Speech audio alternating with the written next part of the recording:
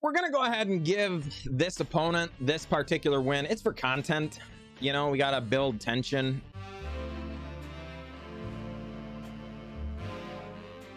Greetings, everyone. I'm glad to be here, and I'm glad that you are here. We're going to be playing some Magic the Gathering Arena today, as always. These are some of the highlights from our stream, and I really hope you enjoy the games. If you do really enjoy the program, please don't forget to leave a like and subscription. It really, really helps the channel. So without further ado, let's get to the games.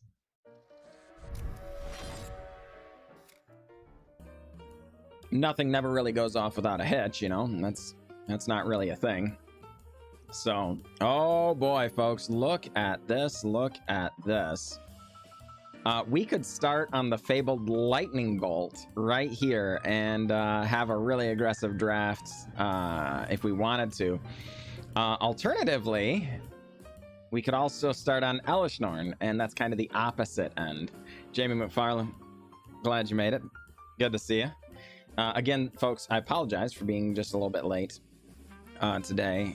Had dentist appointment things that we had to take care of.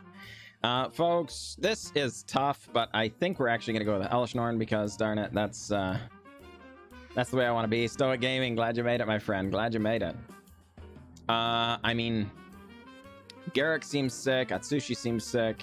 Drana seems really sweet. But we're already in white with Elishnorn. Let's take an equally powerful Wandering Emperor. I don't think this is necessarily head and shoulders above the others, but I do think it is quite good. That said, we've got some options here yet again. A whole bunch of white cards. Maybe we are destined to be in white. Yeah, indeed, Stoic Gaming. I think that was the direction to be. We could go with Clarion Spirit just because it's good, I think. Shatter Skull Smashing is a really, really strong card that we could take if we think we're going to be Boros, which it's, you know, not unreasonable. But I think it's just better to kind of let the packs come to us and see how things develop, you know? Billy Batting, good to see you. We are going to be doing some cubing. I mean, Counterspell is really strong, folks. I don't hate God Pharaoh's Gift if you're kind of going that direction anyway. Cold Steel Heart, actually kind of strong here because it does get us up to Elishnorn, and it's likely that we end up in a second color anyway, and Cold Steel Heart would help us fix for that. Lion Sash just is a good card, but I think we're going to take the Cold Steel Heart instead. I really don't think we're going to be in mono white. I would be quite surprised if we were in mono white, I should say. Uh-oh. I think so. Okay, we could fix for colors, which seems quite good, in Dath Triumph.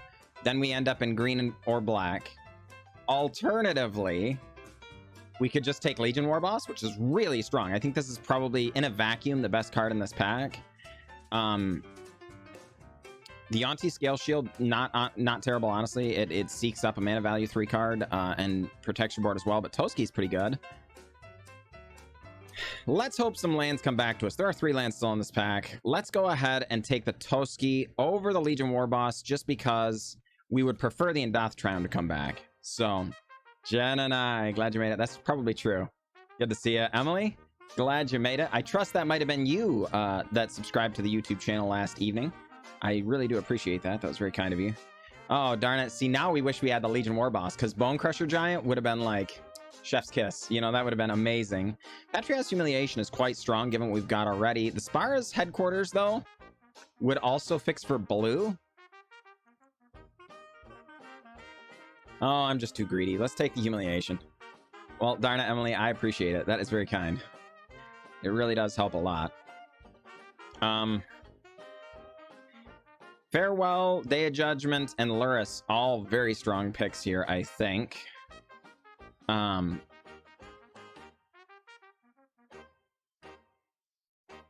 Cardinator, good to see you, my friend. I think we're gonna go with the Day of Judgment.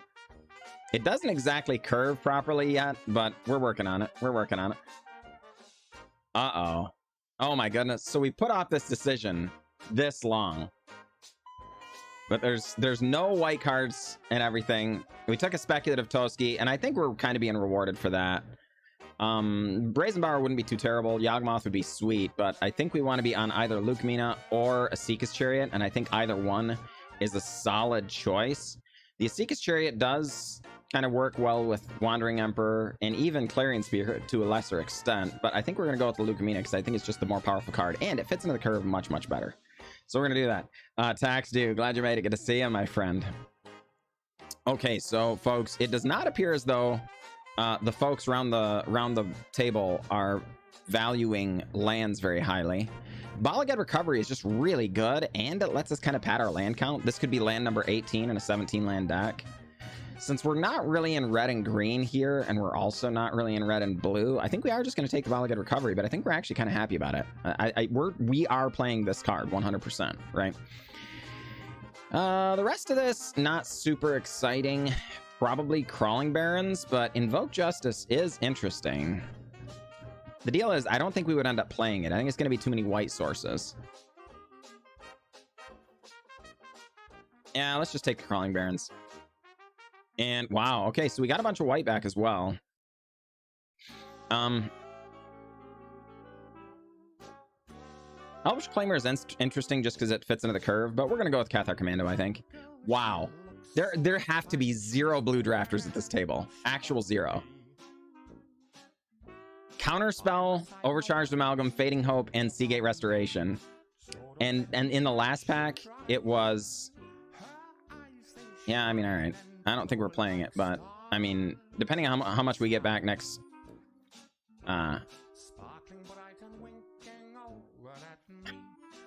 Wow. Nobody wants these blue cards. Nobody. I mean, you know, Scum 7, glad you made it. I mean, we could be pivoting, Scum 7. We're definitely keeping our eye on it. Admittedly, everyone else is probably thinking the same thing right now, right? You know, it's the danger of pivoting right now. We don't really have very many end of the battlefield effects. Do we have any end of the battlefield effects outside of Lukemina? And that only works if you cast it. So I don't think like Teleportation Circle, even though that's a really sweet card.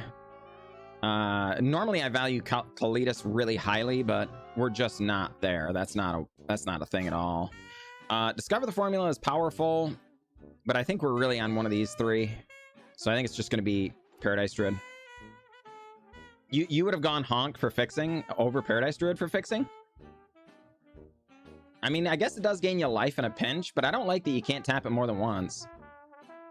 Oh, wow. These are some good cards, folks. And it fits properly into the curve. I think it's going to be the Fight Rigging. Getting a Storm the Festival or Elesh Norn, or even like a Toski or Wandering Emperor or something would be really nice. We are going to need a couple of higher power creatures to be able to make this thing work, but even just putting counters out every turn with Fight Rigging is kind of good and limited, you know? So, yes, it was COVID issues. Yeah, I mean, Archon of Miri is good. Forceful Cultivator is good. I mean, there are still blue cards here. Imagine that. But, you know. All right. What do we get on our next pick? Wow. This player has lots and lots of packs stacked up. They were really deliberating, apparently, on this pack. Okay, Kagla is exactly the sort of thing we want. So is Brutal Cathar, unfortunately, because we don't really have any removal, or not very much removal yet, but I don't think we can pass the Kagla, given that it interacts on 2 different axes, both when it attacks and when it enters, but it also is big for Fight Rigging and is good to put under Fight Rigging. I think it's exactly the sort of thing we'd be looking for, so I think we are going to take it. I don't think we're giving up that much here, though we really wish that Brutal Cathar had been able to be ours. Oh my goodness, look at these things. Look at these things, folks. All right, so Spellbinder, insane. Branched Off Pathway is our land. This one is ours. Llanowar Visionary, Workshop War Chief, Werewolf Pack Leader. All very, very strong cards here. I don't...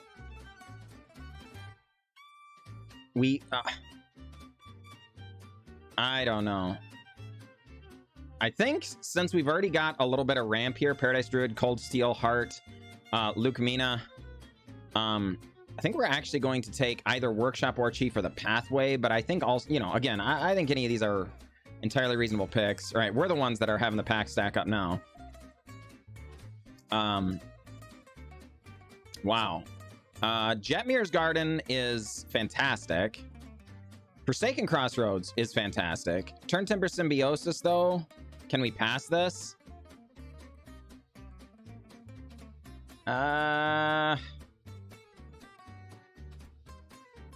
Let's not pass it. Let's just take it. I think it's just too good. Oh my goodness, here's all the white cards we've been looking for. I think it's definitely Luminarch Aspirant. I don't think it's that close. Yeah, I don't think it's that close. That is just a crazy card in the abstract and in the absolute. Well, the rest of this, not super crazy, but the cave is quite good. Kodai is very tempting, but I'd rather have the land. Okay, Heliod here, not too terrible. Just being able to give lifelink is quite good. Honestly, Castle Garenbrig is really, really tempting. Just for another land that does things. It also gets us to Kagala sooner, but it doesn't really get us to anything else sooner. Adanto is tempting.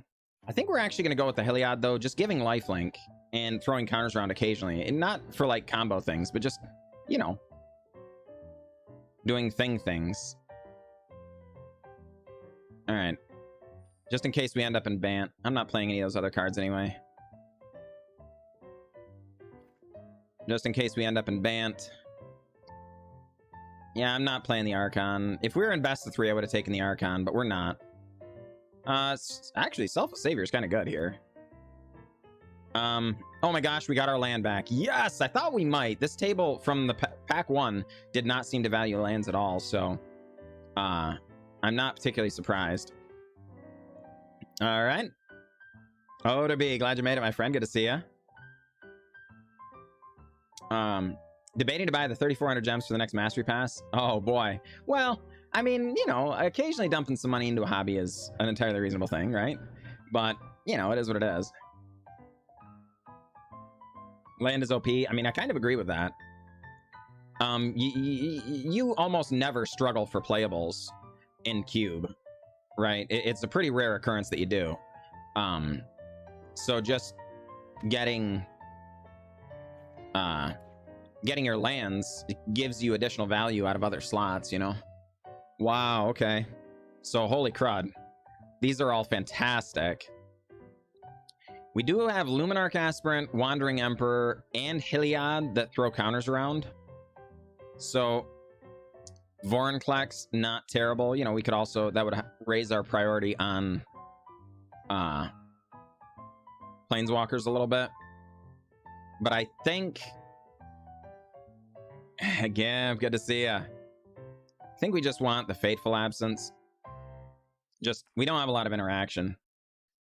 Tell Peter we said hello. Oh, Ketra's Monument? That's really good. I think we're going to save the Dromoka's Command because I think it might come back. I really do.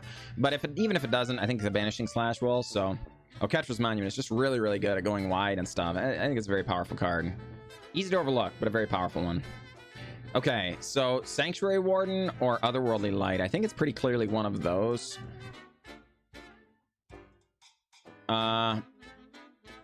This gives us a little more top end, and we are a little bit lower, but I think the March is probably better. When in doubt, take removal sort of thing, you know? And, you know, here we are. Okay, Cultivate, very good. Given, you know, again, we have a nice little chunk of top end here. But Jugon Defends the Temple actually ramps us as well as, you know, being a disgusting threat. So I think we're actually going to take that. Topiary Stomper, also very, very worth considering. But in the early game, we're pretty heavily indexed towards white, progressing into green. So double green might actually be a little bit of a pain to get. So I think the Jugon Defends the Temple is probably where we want to be. This is a little bit questionable. You would have gone with Vorinclex. I would have been. Yeah, I apologize. I think it's just going to be Reckoner Bankbuster here. The card advantage is really valuable in some matchups, but also, you know, just making sure to hit land drop stuff. We took these, I think we were on like 4 drops on like pick 4 or something, but somehow we have not picked up any more. I do think it's just going to be Solemn Simulacrum this time, not necessarily because we desperately want a 4, but because, you know, it's also just a good card. All right, so we could get Hopeful Initiate and Selfless Savior if we had drawn neither, but it's only those two. So I think we might prefer the Timeless Witness. It just so happens to be another 4-drop, which is okay. We would like 5 drops now. If you're listening, deck, we would like 5 drops now. Yeah, I mean, the land I think is good. Miss Kaya is not popular with this crowd. I guess it's true. It was pretty late. How do we feel about these things? Probably just the Blade Splicer. I mean, it's very good, but we don't have anything to blink it or anything. All right. Okay. I mean, these things are fine. We get the Banishing Slash back. I'm not sure if we're gonna play it or not, but we might. I mean, we're probably not, in fairness, but I mean, sure. I'm not playing any of these cards, I don't think. All right.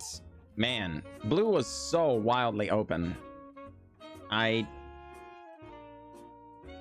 We need to consider banned. I don't know. I don't know what we're doing, but we need to consider banned. That last pack really did not have very much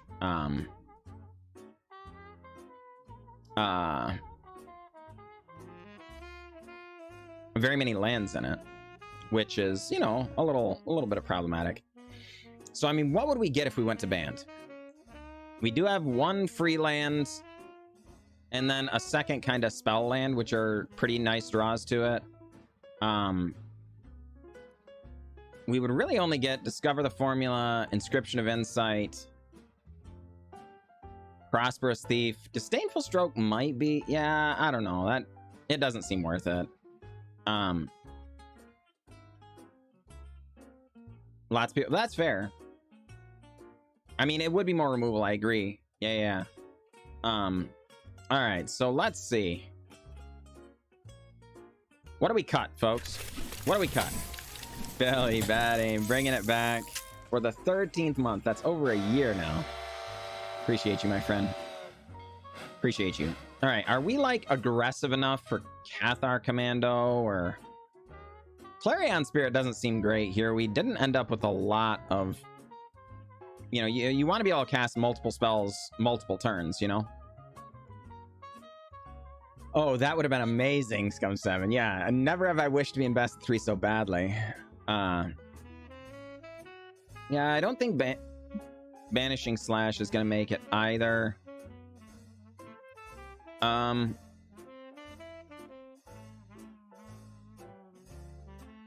Let's see. I mean, in fairness, right? How many? It's got us on 17 lands, right? So with Balagad Recovery, 18 lands. With Turn Timber Symbiosis, 19 lands. That does seem a little excessive. That's almost a 50-50 split for mana, right? So we can probably cut a land. Oh no! Well, I guess we gotta fix our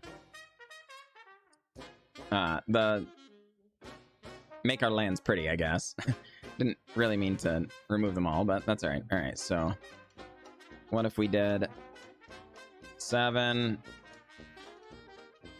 and 5, and that's 16 lands, right? 17, 18. That makes sense. Okay. It does. Well, I mean, I do have the Bob Ross ones. I don't think you can search by artist, can you? I don't think. Not even here, I don't think. No. All right. Bummer. But okay, so 3 more cuts. What do you guys think?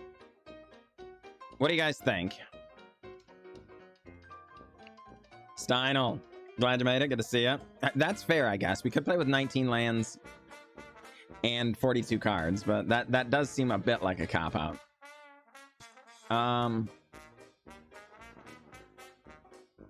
We have a lot of kind of value-y, engine-y kind of things.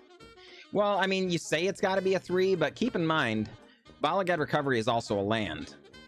And this, and this, and this are all kind of ramp spells. So it's, you know, we're not that high on it. Yeah. How good is Storm the Festival? Great question. I mean, in fairness, everything in the entire deck is a hit outside of lands, if you count this. I mean, if you don't count the lands. So, and then Day of Judgment doesn't count. Fateful Absence, Patriarch's Humiliation, March of Other With Light. So there aren't that many whiffs, but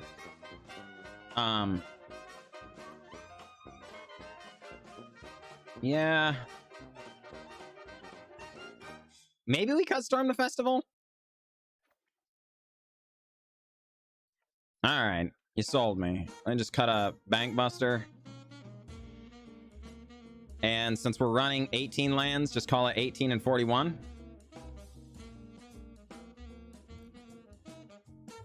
Maybe. Alexa, I'm glad you made it. Oh, no. But keep in mind... Oh, well, I mean, I guess how many creatures are we on? 14 creatures. That still seems fine, doesn't it, for Oketra's Monument, folks? Am I just overvaluing this card? Keep in mind, we don't care if they're white or not. Just casting creature spells and getting warriors is really, really good.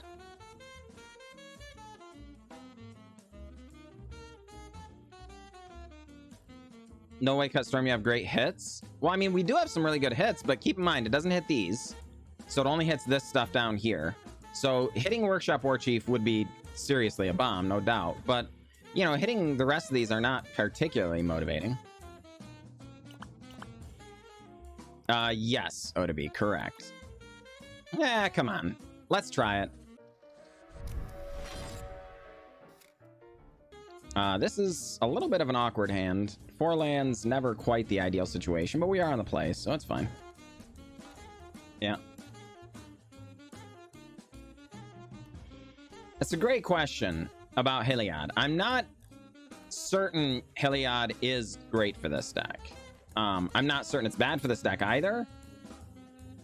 I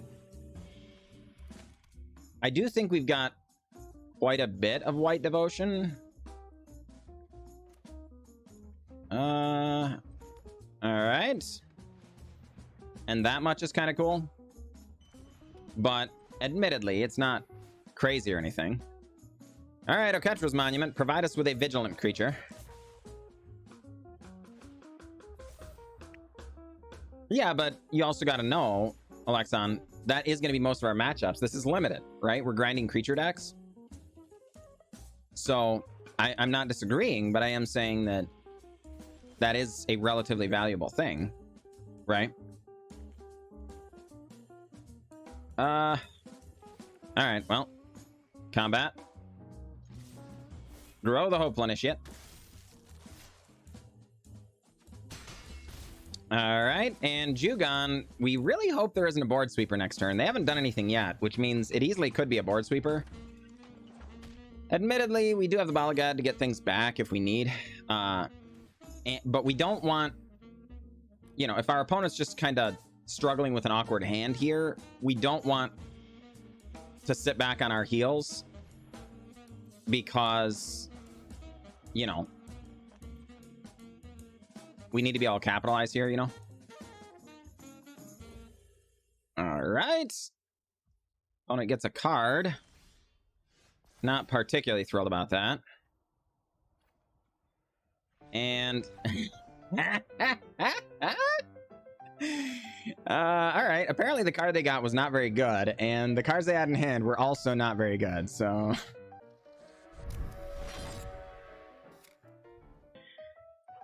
I mean, this is an aggressive hand for sure. Not quite what we were expecting to have drawn up here, but darn it. This can definitely win some games if presented the opportunity. Guardian Evangel comes down. All right. And taps down our Selfless Savior, discards the other Guardian Evangel. We are just going to go ahead and get down a Luminarch Aspirant. And pass the turn, no attacks. You got it. Counter goes on to the Luminarch herself. Did build a really cool Orzhov Splash Blue for Scarab God Aristocrat stack. Oh my gosh, that's sick. No, darn it. All right, fine. That's inconvenient. I will absolutely trade with Guardian Evangel, though. Whoa. I didn't expect to be offered that trade, but we're gonna do it. I mean, all right. Again, like, this is a little bit weird, but I'm gonna do it right now so that we can get the counter. Yep. And Santandrea obviously kind of fears Luminarch Aspirant here. Admittedly, it could be they were fearing specifically a really aggressive draw with Luminarch Aspirant, which is admittedly to be feared. And they've stymied all that aggression. We'll see if they're actually playing some kind of blue-white control list or something. Why, thank you, Ashfinger. Pogshim, glad you made it, my friend. Good to see ya. Key to the Archive, looking for a board sweeper. Folks, I think we're just gonna cast the Workshop War Chief rather than wait to blitz it or anything.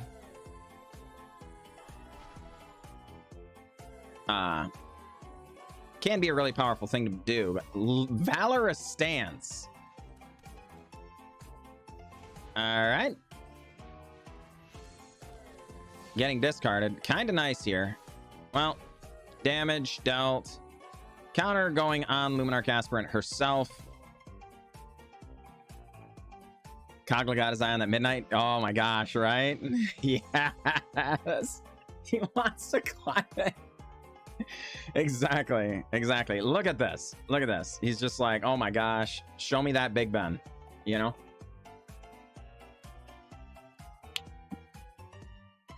All right. Santandrea goes for a time warp. All right. Was that getting you somewhere or just buying you an extra turn? We're about to find out.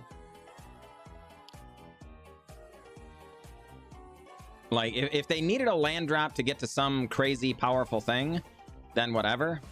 Okay. Elspeth Conquers Death is not quite the crazy powerful thing I was thinking, but is what it is. Midnight Clock ticking up. Well, we are absolutely going to windmill slam this Kogla. As sad as it makes us to potentially have that happen, you know, if this last card's a board sweeper, it would have to be that last card. But we want to be able to attack and destroy the Elspeth Conquers Death before it gets something back. We also want to be able to destroy the Midnight Clock. You know, we want to be able to, you know, mess people up. So, counter, I guess, here. Really would like to, if we can give Kogla indestructible by returning the Luminarch Aspirant, if we ever get to untap, and that would be beautiful. Yeah, they just swept last turn. Agreed. Scum 7. Agreed. Yeah. It really is not a very good Thragtusk imitation. I'll give you that. What do they get back? Just the Guardian Evangel? Yeah, we don't want that. The problem is the Midnight Clock is going to go off if we don't destroy it.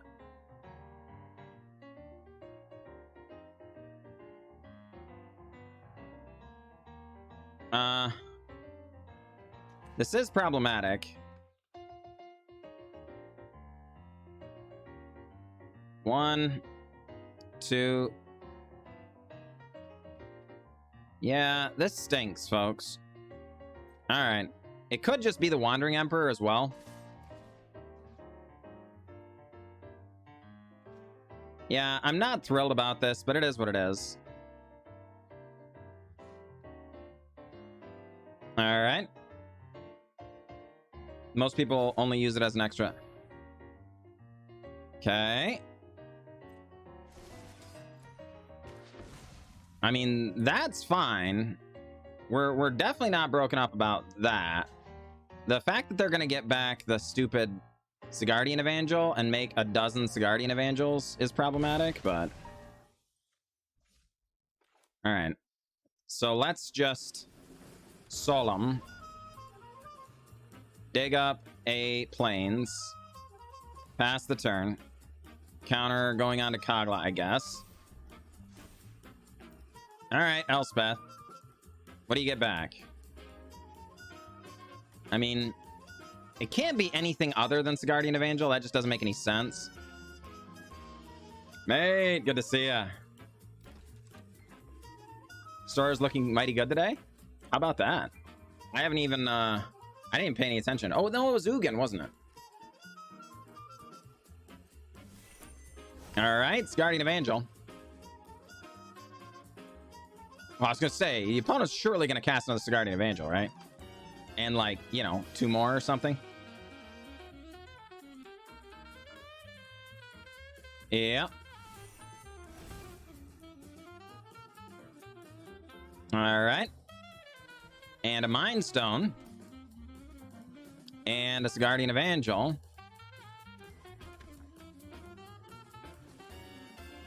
All right. You got me. Gets another Sigardian Evangel. Gets a third, or I mean, sorry, a 4th Sigardian Evangel. In addition to that Mind Stone there. Running Wolfie, glad you made it. Good to see ya. I think so. I believe that's true. I have not yet received all of my communications confirming it, honestly. But I wouldn't say that that's particularly odd. Sometimes things do run right up against kind of proverbial deadlines there or whatever, you know. So, all right. Well, take the turn back. And... yeah. We're going to go ahead and crash in with Kogla. Destroy a key. And if the opponent wants to trade with Kogla, they've got to lose 3 Sigardian Evangels. But, of course, we can just give it indestructible. Our opponent recognizes this possibility and doesn't have that happen. So, actually, maybe it was better to just gain a bunch of life there. I don't know that I want to allow our Kogla to not have indestructible.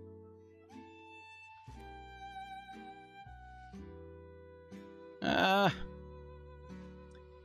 this is fine. Let's just do it. Okay. I mean, all of these are great. I guess we're going to go with the Toski here. Put a counter on it. Don't mind if I do. All right. Santandrea. 3 cards in hand. 1 that came off that top from the turn. V313. Appreciate that follow. Toski does block very well. Uh-oh. Mind Stone gets cracked. That is good for us, because clearly that's a sign of desperation. Land drop gets made. Presumably they pulled that land off the top, I think. Okay. This is a human druid, folks. Oh my goodness. Don't mind if I do. Lucamina. Gets us a forest. Hiliad shows up. So, combat. Yep. And Santandrea says, I can't beat this. And scoops him up. I don't blame them. We kind of got him there. It gives the ability to the creature, not the counter. Oh, is that true? I did not know that, Patrick Mendry. That would have changed everything. Yeah. No, that would have changed everything. That definitely would have changed my plan. Yeah, I thought it was the counter that granted the thing. I mean, this is not a good hand. All right. Okay, I guess. And sure. I guess. Go on ahead, opponent.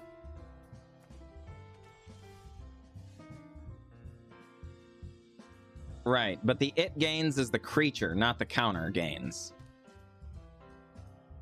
Right? All right. Oh my gosh. It's a Selesnya deck. All right.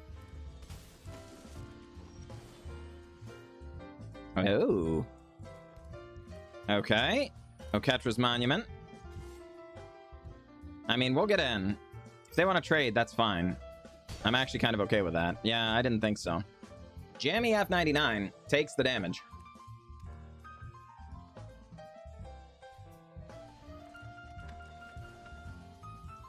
Wouldn't it? Don't ask me to understand the rules. Mr. Nightmare, glad you made it. I just play the game, you know? All right, Hopeful Initiate. Blade Splicer. There was no reason to do that pre-combat. My initial thought was we should do that because it might... Hey, thank you. It might entice our opponent to block here, but it's not going to change their mind about blocking. They're going to do what they think is best, regardless, right? Champions of Tier. Oh boy. Well, that's scary. All right. Gala Greeters. Okay. Champions of Tier. And our turn, huh?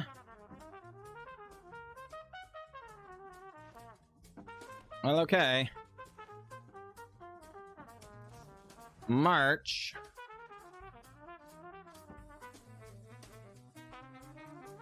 On the champion. And we just go for it. Opponent.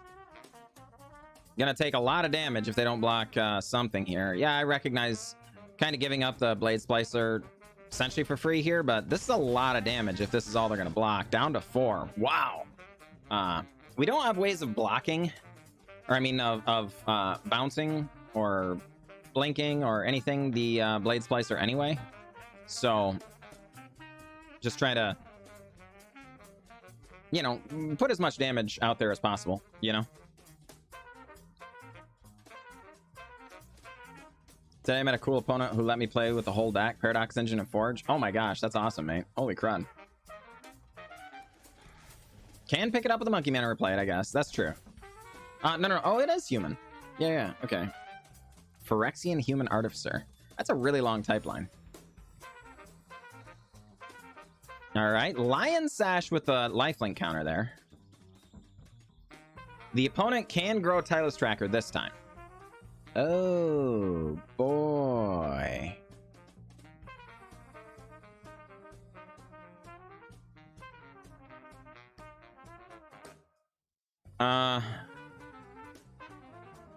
So we just go all in again, I guess. All right. Tireless Tracker gets another good block here, I think, but it's still not great. Yep. And they've kind of got a block with everything. So if they have a disenchant effect... Oh, no! Touches the Spirit Realm. That's unfortunate. That makes this much less good, for the record. Still need to do a lot of blocking, I think.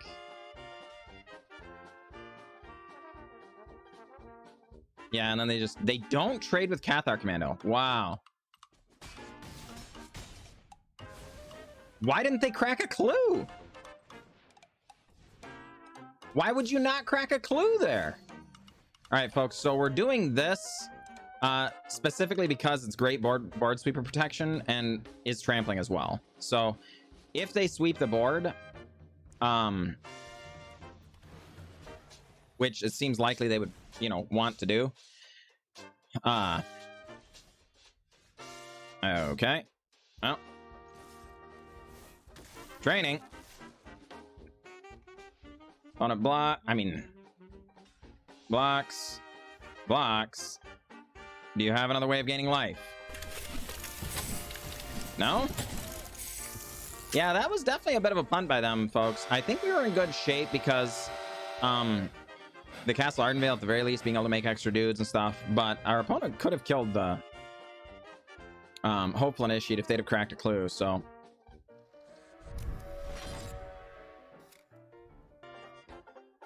Ooh. What on earth? Yahuto Iuti Lebayakab.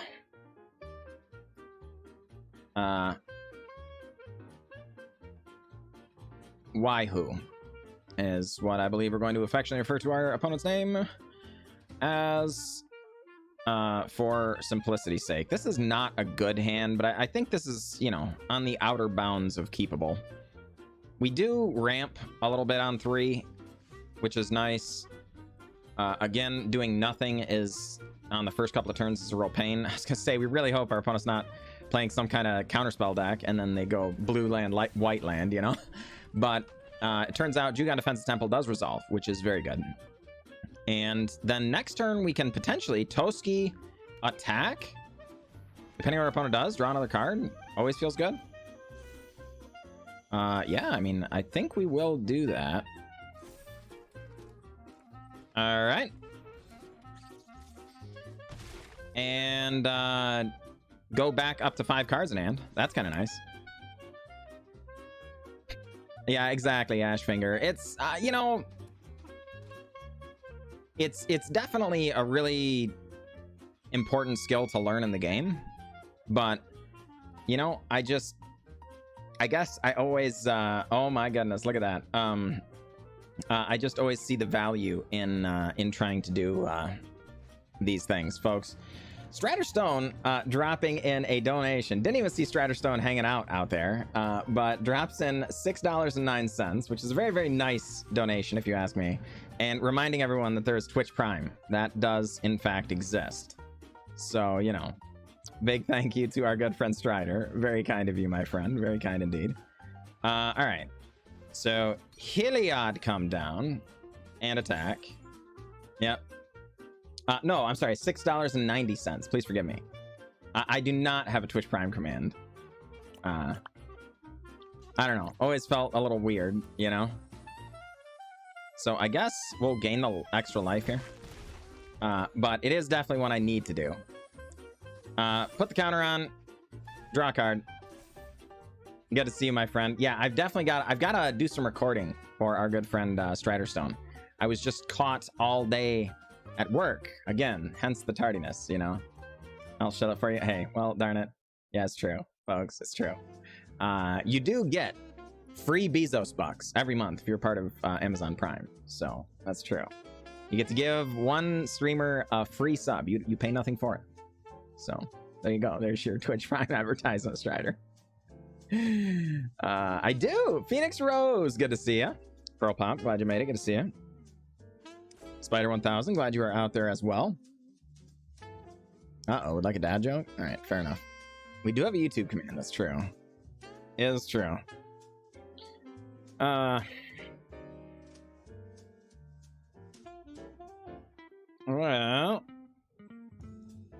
opponent really deep in the tank over there.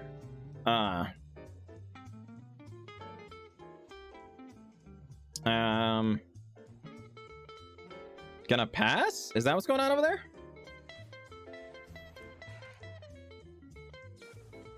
Uh-oh. Displacer Kitten. Are you kidding me? Displacer Kitten on our Toski? Oh my word. Oh my word, that is wild.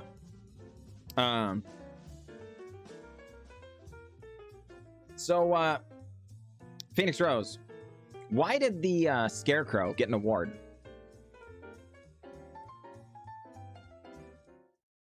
Well, I mean, obviously it was because he was outstanding in his field. Folks, they take our Toski. Feels terrible. This Displacer Kitten is absolutely brutal here. Oh my gosh. Absolutely brutal. Well,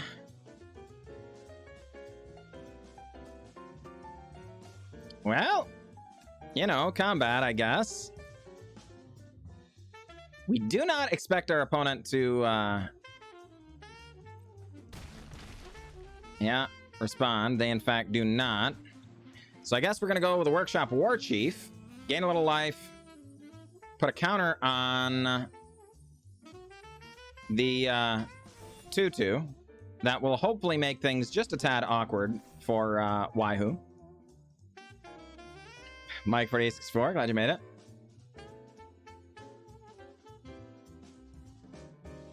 Yeah. Hi, the Great Inventor. Good to see you, my friend. Good to see you. All right, folks. Each of us, 5 cards apiece. The opponent has Displacer Kitten, Skyclave Apparition going, which is absolutely brutal. This is actually just iced coffee. It's nothing particularly special, Ashfinger. But I am quite fond of it. 92% absent, good heavens. I think the quality of play would decrease significantly, and that is saying something, you know? Yeah. Oh boy. Well, I mean, that's to get a... People normally use it for a second tip of the hat. But now that you're in chat, it's good to see you. Celestis comes down, exiles the Skyclave Apparition again, gives us a 4/4. Cannot take Workshop War Chief. That's not the way that works. Does take our Heliod, which is not ideal, but, you know, alas, it is what it is. Teferi, Hero of Dominaria. Oh my goodness.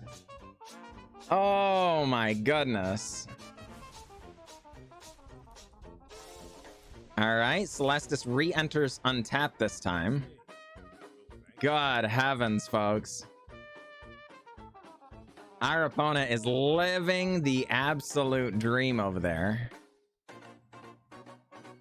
Poseidon, glad you made it. Yeah, oh my god, goodness, it's true.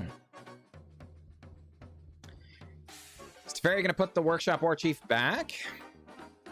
Put the 4/4 back. It doesn't come... The 4/4 is just gone forever then. They also just might untap and have interaction available. Yeah, exactly, V. Oh my goodness, that kitty is just messing things up. All right, they do permanently rid themselves of the nasty 4/4. Which, you know, is a reasonable thing, I think. So, all right. I suppose let's just go ahead and get into combat, all at our opponent's face. Yep. Our opponent must do something here. They do have a single mana available, obviously, with Celestis, right? All right. Gonna do some blocking, opponent? Is that where this is going? Aha, okay. Yeah, we'll get rid of the Displacer Kitten, you know, because this could get, you know, Spell Pierce or something, right? 6, 7, 8, 9. Okay, so yeah. All right. Not giving up lethal here. All right, opponent at 3 points of life. And yeah, I think we'll pass for now. No reason to commit further to the board. Board sweeper, not good enough. They need to have a board sweeper and like a bounce spell or something like that. Because remember, we leave behind a 4/4. Right?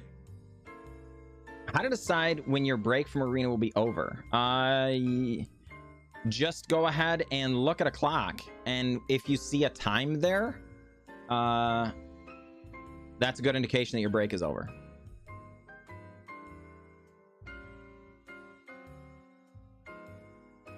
All right.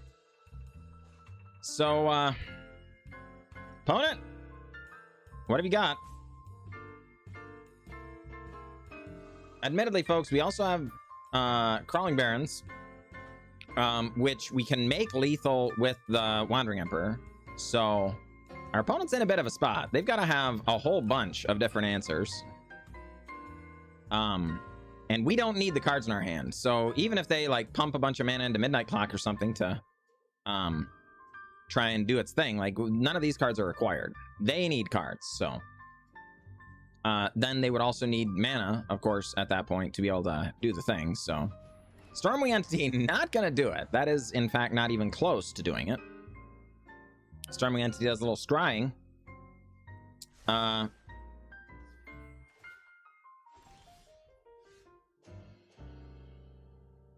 right.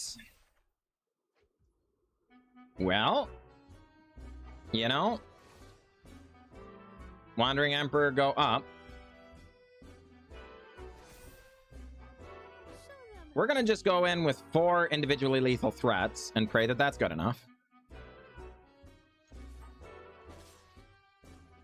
I'm not sure what they can have because they don't have double white here.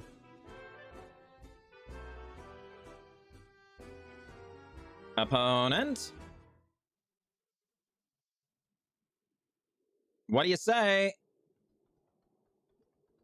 Yeah, they don't have double white, so there's no Settle, there's no Wandering Emperor, there's no...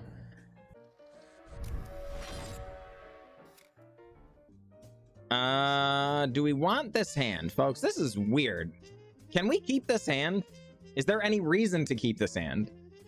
If we draw into, like, a good 2-drop, this hand is actually great.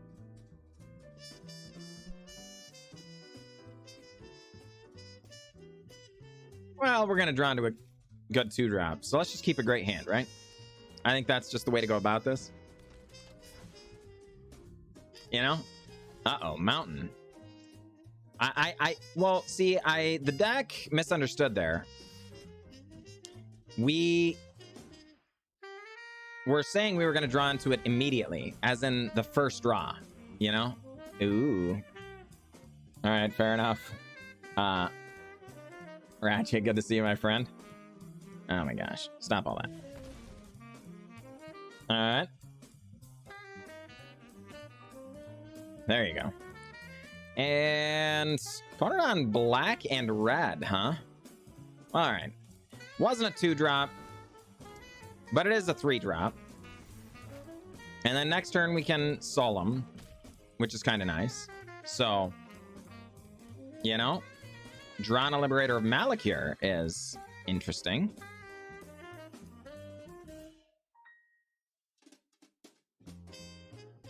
All right.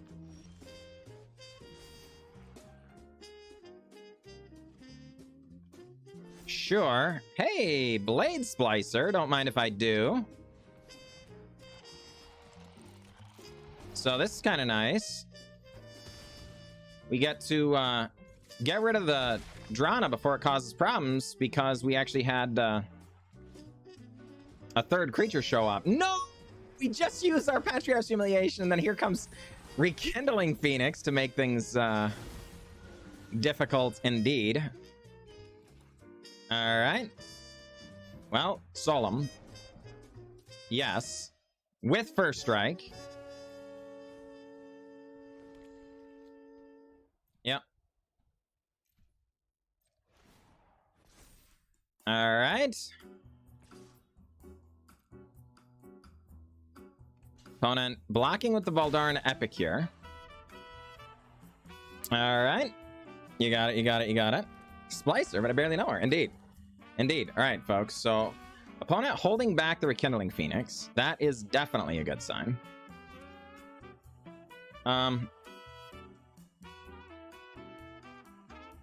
So, combat.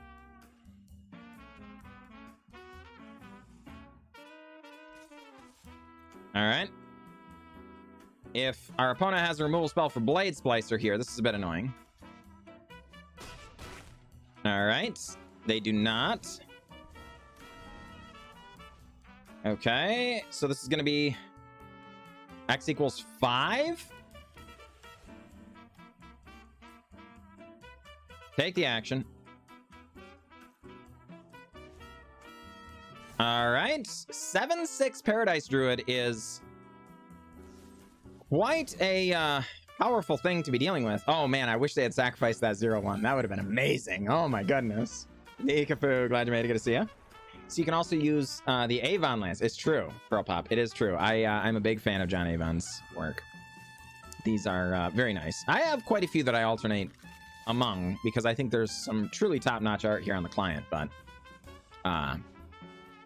Soul Transfer to get rid of our Jugon, but you know, a whole lot of damage already done here.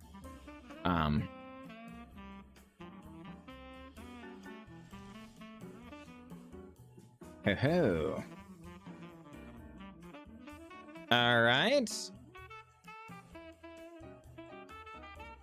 So 4, 5, 6, 7, 8, 9, 10. All right. I guess we're going to name green. Go to combat. Get in like so. Yep. Blocking doesn't actually have to happen here, but it makes sense.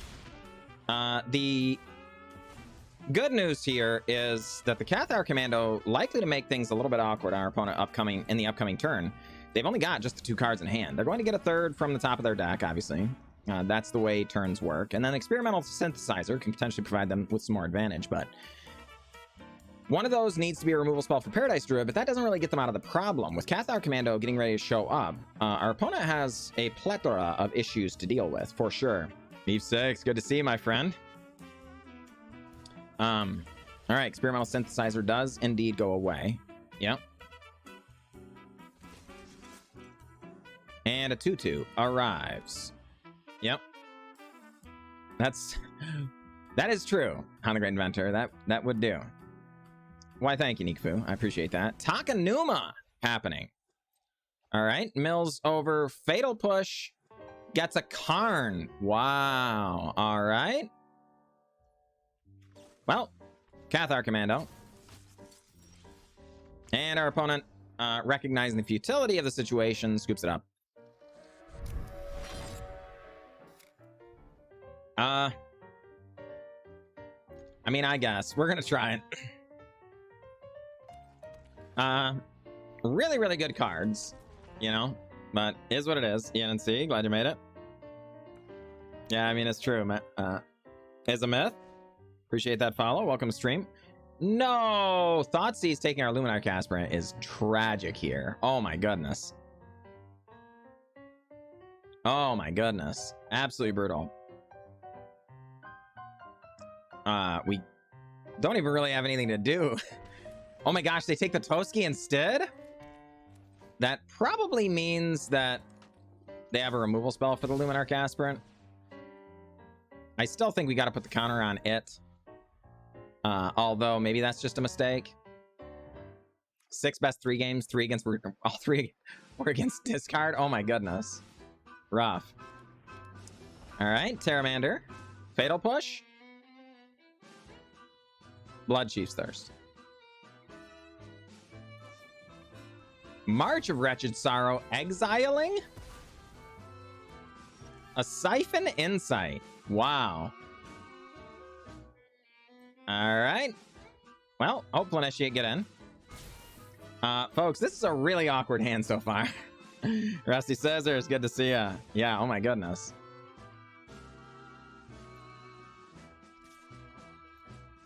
Two in the bin already.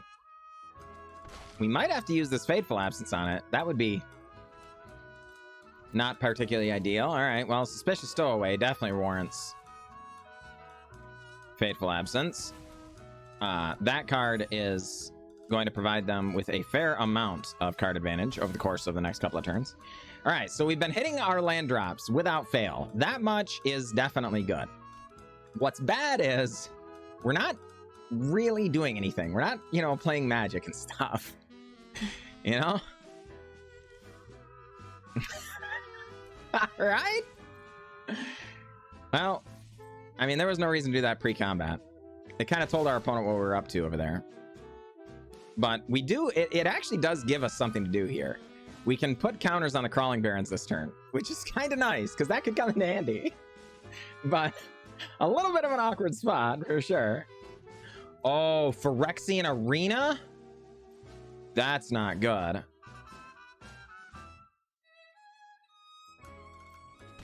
Okay.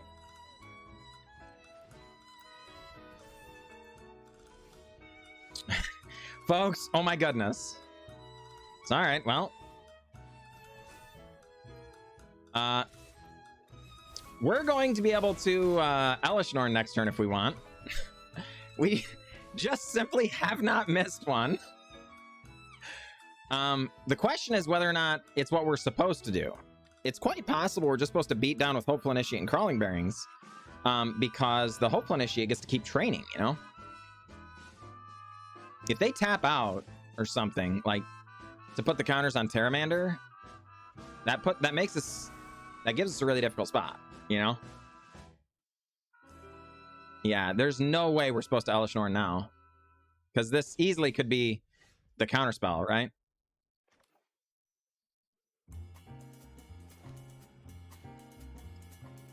And all right. Well,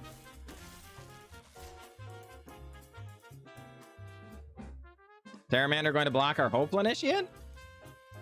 No, Crawling Barons. All right, opponent drops to 6. I mean, down to 5. Phyrexian Arena is also killing our opponent. Norn or unsub. Do you really want me to run Elesh Norn into a Foretold card? Like, there's no way that's the correct decision. There's no way. All right. Selfless Savior.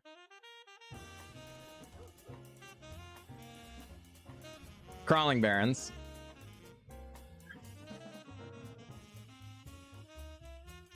Never yellow guy, glad you made it. All right. Combat. Here we go.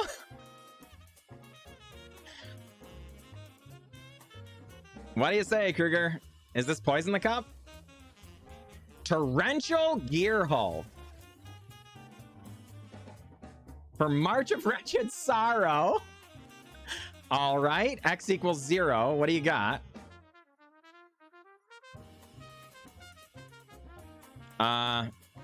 You know, fine. Training happens. Opponent forced to block the Crawling Barons. Opponent drops to 1 and dies to Phyrexian Arena. GG, Kruger. GG.